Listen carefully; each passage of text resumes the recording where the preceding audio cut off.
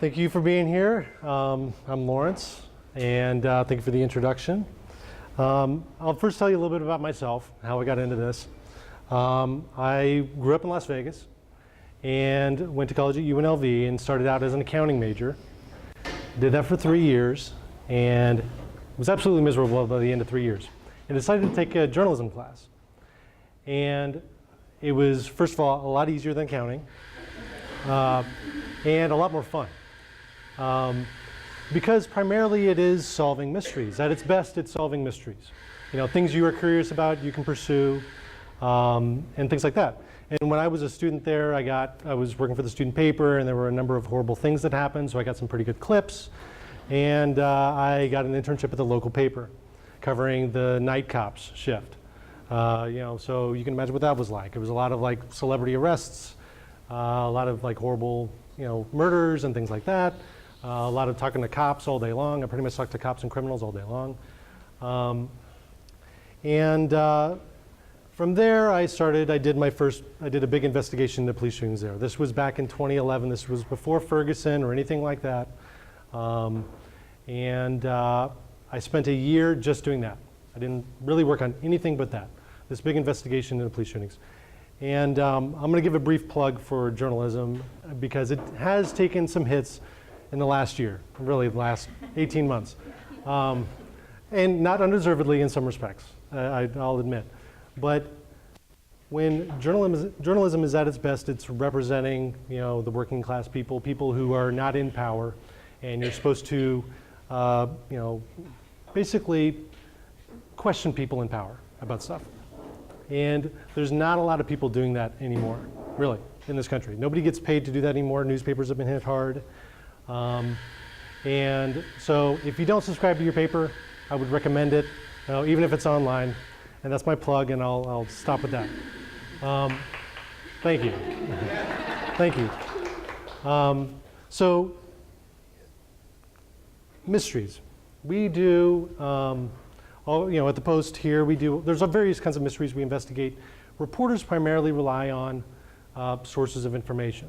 We work sources. I have people who I talk to confidentially. Most good reporters do too. And a lot of our mysteries come from people telling us, hey, you should look into this. Or, hey, this is a big deal. What about this? That kind of thing. And so some of our mysteries, we ran this, this was published last year. I'm sure a lot of people are aware that the heroin crisis in Palm Beach County has been among the worst in the country. And we spent most of last year trying to say, okay, how can we show people that this is an issue here, that this is a problem? There's been a lot of stats out there. There's people see numbers all the time, but we figured the best way to do this was to find every single person who died of a heroin overdose in 2015 and to show their faces and tell their stories. Now, that was 216 people we determined died from a heroin-related overdose. And we spent all year investigating that. We were basically tracking down family members and trying to find photos of these people. I think myself submitted something like a few hundred records requests to police departments across the county. I actually traveled around the country to Virginia, Southwest Virginia, and places where really the heroin epidemic and the opioid epidemic started. And so this was the result of that. And we have a lot of investigations that, and stories that come from people telling us stuff or issues that we see every day that we have to, that we feel are interesting, and we'll pursue them. And then there's another kind of mystery which doesn't come along very often, which is something where you were just curious about something and you're like, what if? And I don't know if anybody has listened to the Mystery Show podcast by Starlee Kine. It was the #1 podcast, I think 3 years ago. And it's all about Starlee Kine just going, I'm curious about this, and let's investigate it. Everyday things. It's really great. I'd highly recommend it. But when I moved to Palm Beach County 4 years ago, I, of course, had done a big investigation on police shootings in Vegas, and they wanted me to come out here and do that because it was an issue here too. And in the meantime, I got out here, I didn't know anything, and that's pretty tough. Most stories that reporters do not come from editors. If you're a good reporter, you come up with your own stories and stuff and things to look into. And you know, being out here, I was brand new. I knew nothing, basically. And I happened to read an article in Wired magazine. And this article was really interesting. It was about a geological statistician in Canada, very smart guy, who had figured out a flaw in a scratch-off lottery card. And this was the card that he discovered the flaw in. And I'll explain it briefly, because this is kind of where everything comes from. You see there's a number, let's see if this works. I don't know if it does. I don't think so. But basically, you have a series of, this is a plain scratch-off card in Canada for this Canadian lottery. And there's a series of numbers like 26, 25, 35, 17 on this side. And this guy was so smart, he could look at the card and see the flaw in it. So what you would do is you have these numbers that show up, and then you scratch this part off. And if these numbers match these numbers, you win a bunch of money. Or not really that much, but you win something. And so this guy was able to crack this lottery card. What he did was and this is all from Wired magazine, what he did was he could see the frequency of each number on here. So for example, if the number 30 shows up once in this card, he would mark a 1 by it. If it shows up twice, he'd mark a 2. If it shows up 3 times on this platter, he'd mark a 3. So he realized a pattern in it, which is if you have a number that appears once and it's in a row, chances are it's a winning card. And sure enough, it is. The 3 numbers matched 3 times. And the lottery there did not believe him, of course, when he called them up and said, hey, I figured out how to beat your card without scratching it off. They did not believe him, so he sent them in the mail a box of completely unscratched off cards and said, every one of these cards is a winner. And of course, he had a phone call that same day. But the article talked about, you know, flaws in lottery systems and things like that. And I did not know much about Florida, but I did know 2 things about Florida. One is that it had a lottery. Vegas does not, or Nevada does not have a lottery because the casinos don't allow it. And 2, Florida is Florida, meaning, well, you know what I mean. All kinds of crazy things, and you know, chances are something is going to be screwed up in this. So this was my mystery, right? Basically, were there any flaws in scratch-off cards? So my buddy Niels Heimrichs, who used to work at the Post, he now works at Channel 5. He and I go across the street to the gas station. We buy a bunch of lottery tickets, and start ones that kind of look like this. We start looking at the numbers, and we're like, I mean, this is obviously beyond any of us, and we basically give up on that idea. Now, how else? I still was curious about this, and you know, maybe somebody else had cracked one of these cards. Now, how would you know if somebody else had cracked one of these cards? If one of these Florida lottery cards were flawed? What's that? What's that? Exactly. You would see, I mean, if somebody had cracked it, they'd be winning these games a lot. They'd be buying every one of these games they could, and you know, so I decided to ask the Florida Lottery for, well, I had to ask my editor first. I'm like, hey, do you mind spending a couple $100 to get the Florida Lottery's massive, I think it was something like 10 million rows of lottery winners going back to 1988, which is when the lottery first started. And we'll basically look and see if there's anyone who had scratched off or who had cracked one of these cards. My editor said, yeah, what the hell, go ahead. And so we get this massive database, and we're given certain bits of information, which is the name of the first and last name and first, middle, and last name of the winner, what they won, how much they won, the date they cashed in the ticket, and their hometown. So we don't have really personal identifiers like dates of birth or social security numbers, nothing like that. That's not public record. And so we get this database, and I started looking at who's won the most particular games. And it follows just kind of a normal curve, you know, nothing crazy, nothing out of the ordinary. And I'm like, well, there goes that idea. I don't know, obviously nobody else cracked it, and I thought this whole venture was done. And then I thought, well, just out of curiosity, I wonder who's just won the most overall of any game. And I came up with a list that kind of looked like this. These were the top 5 winners. So the Florida lottery, just to back up for a second, the Florida lottery, of course, it was created in the 80s to, the reason was to help people get scholarships to college, right? I'm sure some of you guys, if you're from here, have used the Bright Future Scholarship, yeah. And basically, the lottery has horrific odds. You're pretty much better playing off, or you're much better playing any casino game than the lottery. Most gaming the casino games have an expected return for every dollar you spend. For example, at a slot machine on the Vegas Strip, you're going to get about 90 cents back, okay? Which is not bad. That's pretty much as good as you're going to get. For the lottery, you're going to get about 50 cents back for every dollar you play. Literally, you can, unless you get super lucky just winning one of the big tickets, you're not going to make money playing the lottery. It just doesn't happen. So when I looked at this, I sorted by how many times they cashed in different tickets. Okay, so that's the different dates field. That means that's the time they went to a lottery district office, because they don't track winners below $600, okay? And so you have to go to a district office to cash anything bigger than 600. And so that's the number of times they went into a district office, showed them their ID, and handed in a winning ticket. And this looks very suspicious to me.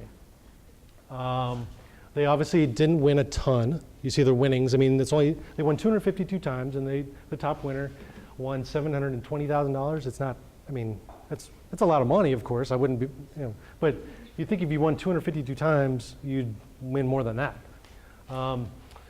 So there were some weird patterns with it. First of all, you notice these two names, unusual names. They're both in Gainesville. That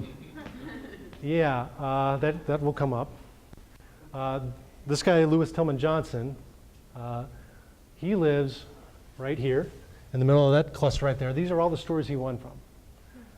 And this is just this area. He won as far north as Vero Beach, and he had, I think, a winning ticket down in the Keys, too. No rhyme nor reason to it, okay? He was winning all kinds of different games, and this just made no sense to me. I'm inherently suspicious, and I did not believe it. I thought if this was a casino, in Vegas, if you won like this, they'd take you in a back room and tune you up. That does happen, by the way. It does happen, especially if you go to one of the divey ones not on the Strip. Yeah, be careful. Don't count cards there. But so I was a little bit suspicious of this, and I started looking into some. I started with a Google search. I didn't find anything for Lewis Tillman Johnson, but this is one of my favorite quotes from *Inglourious Bastards*. Yeah, it's odd. It's called suspicious. But I did a Google search, and found this was one of the top results. This is Amit and Nita Thacker. They obviously there was a caption below it that says that they're the people who run this store. So I'm like, okay, wait a minute. These are people who are selling lottery tickets, and they're also winning an insane amount. And from there, I thought, okay, I think I have something here that I can persuade my editor to give me to let me spend some time looking into this. And he said, okay, yeah, what the hell? We got some time because the police shooting stuff is going to take a while.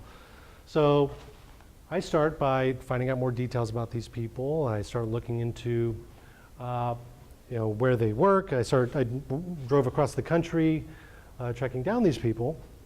And I heard all kinds of different excuses. But typically, this guy in Miami, I had to, so finding people is hard, right? Journalism a lot of it is just finding people, okay? I don't know if any of you have ever tried to do that, but it's tough. This top guy, I could not find anything in him in any kind of criminal records or anything like that. And I'm like, I don't know where I'm going to find this guy. He was one of the top winners. And I obviously need to talk to him. I can't run a story saying that there's something suspicious going on without talking to him first. And so I started by going to the most recent places he had cashed in tickets, thinking he probably works at one of these stores. And by the third store, I said, excuse me, is Abdul Hamad working today? And they said, because that was my spiel, and if they looked at me strangely, I'd obviously leave, which happened twice. You get turned away many times if you're doing this job. But the third store, the guy says, yeah, he's coming in this afternoon. I'm like, oh, awesome, great. This was down in Miami and Little Havana. And so I'm like, great, I'm gold. And he actually gave me the manager there gave me his cell phone number too. So just in case he didn't show up for work that day. Yeah, I know. You wouldn't believe the kind of stuff people give us. It's great. And by the way, if a reporter talks to you, give him information. So I meet with this guy. When he shows up, we walk. I was with Niels, and he and I walk in, and he says, "Oh yeah, I'd love to talk to you about how I win all the lottery tickets." Because that was my thing. I'm like, "We're writing about lottery winners. How do you win so often? It's amazing. How do you win? You know, what's your secret, basically?" Because people like talking about themselves usually. And this guy goes, we walk around to a coffee shop and have a cafe con leche, and he's telling us, "Oh yes, I dream in numbers." I'm like, "Really? How does that work?" He's like, "Well, you know, the numbers, they don't come to me during the day. They come to me when I'm dreaming, and I just wake up and write them down, and that's how I win." I'm like, "Okay, I don't really believe that, but okay." Another woman told me she's a very lucky woman. She always has been. And the third one, this is Lewis Tillman Johnson, the #1 guy. I find Lewis Tillman Johnson living in a rented home in Pompano Beach, and not a great area. He basically tells me, he and I sit out on the front patio, and he says, "Yeah, I'm getting notices from the IRS. Somebody is cashing in tickets in my name." And he's like, "I never won. I don't play the lottery. I never win. Somebody's cashing in tickets." And I'm like, "Well, that's kind of weird." You know, because typically the lottery or the IRS, if they go after you, they'll take whatever you got. And he did have an old pickup sitting in his front lawn. So I realized that I had one fundamental problem. How do I show that something fraudulent is going on? I wasn't there when they cashed in the ticket or when they bought the ticket, but I could perhaps figure out how. Yeah, I didn't write that, I assure you. I could try to figure out how much would you have to spend to win so often. And this is basically just proving that no, you cannot realistically win this often without spending a certain amount. So I spent about a week and a half calling various statistical professors around the country, seeing if one of those poor fools will do some free work for me. And I stumbled across a guy named Skip Garibaldi. Skip was at UCLA and in their mathematics department. And I left a message for him, thinking, of course, I'm not going to hear anything back. And he calls me back and said, "I've been waiting for this call for a long time." And I'm like, okay, great. He said that he's been wanting to look into lottery stuff for a while now. And that what I had stumbled upon, because I gave him kind of a brief thing, I'm like, I gave him a brief synopsis, and that's exactly what he was looking for. And he said, "Yeah, and I'll get some of my friends to help. Basically make these calculations. How much would you have to spend to win so often?" Now, we couldn't come up with a hard number on, you know, anybody could get lucky on any of these cards. And if somebody wins 252 times, every single game has different odds. And so the calculations they had to do were absolutely enormous. I don't know if anybody works with MATLAB for software stuff, but MATLAB was not good enough for it. There was like something like thousands of zeros involved in their calculations and stuff. And this was part of they eventually published a white paper in Mathematics Magazine about this investigation and the math they used. And they came up, we agreed on a number for how much you'd have to spend to win so often as they did, to have a 1 in 20 trillion chance of spending that much, okay? Because we figure 1 in 20 trillion is basically the equivalent of like 1,000 galaxies, and Joe picking one star in a galaxy and me picking the same one on the very first try. In other words, it's impossible. It's the closest thing to impossible. And so they would have to spend a minimum amount, and that would be millions and millions of dollars to win a few 100,000. Obviously, that made no sense. And then at that point, we knew that this was obviously something, if not illegal, then certainly nefarious. And so I tried figuring it out. I figured no matter what you do or I'm probably not the first person who has come across this. I figure lotteries have come across this before, these really suspicious winners. And so I start, first of all, looking for former Florida lottery employees. through lawsuits helps, and through store clerks and stuff like that. They say, oh yeah, here's the rep, he left, and so go talk to him, and that was helpful. I also started calling former lottery fraud experts, people who used to work for lotteries and had seen this kind of thing before. And they said, I found a guy in California who was really good, and he was a former head of the California Lottery's fraud unit. He said, oh yes, there's 3 scenarios going on here. Basically, either these people are laundering money through lottery tickets, and I don't know if you guys know what money laundering is, but basically, if you're a criminal and you have a bunch of money from your ill-gotten gains, you can't go around spending it, okay? Because the police are going to notice and they're going to seize all your stuff. So you need a legitimate reason, when the police come around eventually, to say, oh yeah, these are honest winnings. Whitey Bulger, I don't know if you guys, that name rings a bell. He's the Boston gangster. Not Leonardo, somebody else played. Johnny Depp, thank you, portrayed him in a movie recently. So, sure enough, these money laundering schemes are all over the place. Whitey Bulger did that in the 90s in Boston with the Massachusetts lottery. He bought a $1.7 million ticket. Of course, the actual winner, he paid the actual winner like something like $2 million to win, so he could basically say that, hey, when the police come around, hey, I won this money legitimately playing the lottery. It had happened in Florida. I found a Florida drug dealer who was doing this. And that had been written about before. So I didn't find it, but I found a clip from an obscure newspaper article in the Sun Sentinel from back in the 90s. So that's one scenario. They could be laundering money. They could also be stealing people's tickets. This has been a huge problem.